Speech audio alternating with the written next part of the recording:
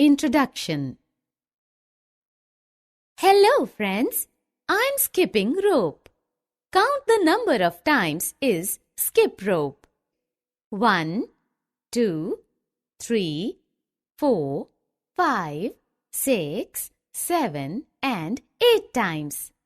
I'm tired now. Therefore, the data of my skipping rope is 8.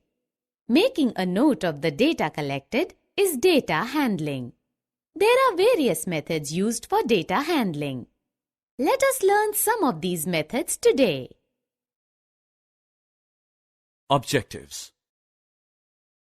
After completing this lesson, you would be able to collect data, record the data using tally marks, represent data pictorially, interpret the data by using charts.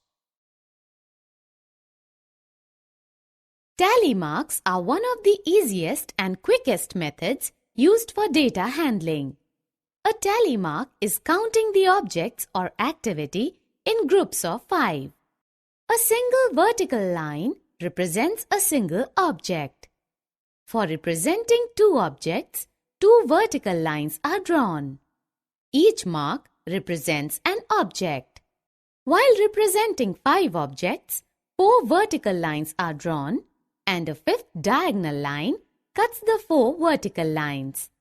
For example, to count 3 mangoes, we make 3 tally marks. Let's do an activity to prepare a tally chart.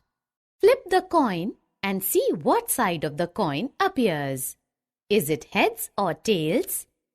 Mark it in the table as shown. Continue to flip the coin for 25 times and for each time, mark the reading in a table. Counting the mark one by one takes more time to count. But by using tally marks, we can skip the count by 5s. It is quick to record data while using tally marks. Now let us analyze the given chart. In this chart, 4 students have measured their shoes on the paper. They had cut and pasted the paper strips as shown in the given chart. Now answer the following questions by clicking on the correct options. Summary. Let us summarize what we have learned. Collecting information about various things is known as collecting data. Tally marks records data counting in group of 5s. Charts are pictorial presentation of data. Chart helps us to interpret data.